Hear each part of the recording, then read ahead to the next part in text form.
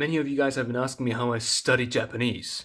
どうやって見せるよ I made a story on Instagram just now that I was studying using the Anki app. It's a spaced memory repetition system. Effectively, when I learn something, a new word, it kind of puts it back a couple of days and then shows it to me again. The better I remember it, the longer that time becomes. I have now one word that I will study 20 years again from now, and that's pretty crazy, right? That is like a really great way to study vocabulary. Use a spaced memory repetition system, and the important part is you need a deck. No, just kind of like the Yu-Gi-Oh! A deck of cards.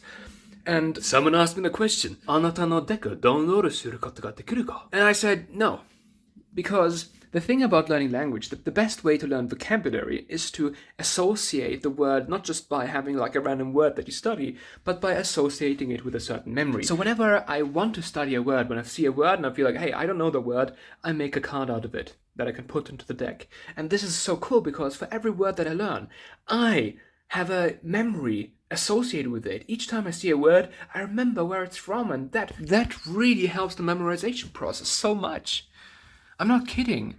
I have such an easy time learning vocabulary because for each word there is a story. I would not recommend learning like sets of words from Duolingo or something like that. It's great at the start, but when you get a bit deeper into Japanese, you should absolutely just try and learn the words you encounter, because then you always have some sort of memory and story associated with it, and that helps so much. Alright, that's basically どうやって日本語を勉強するよ.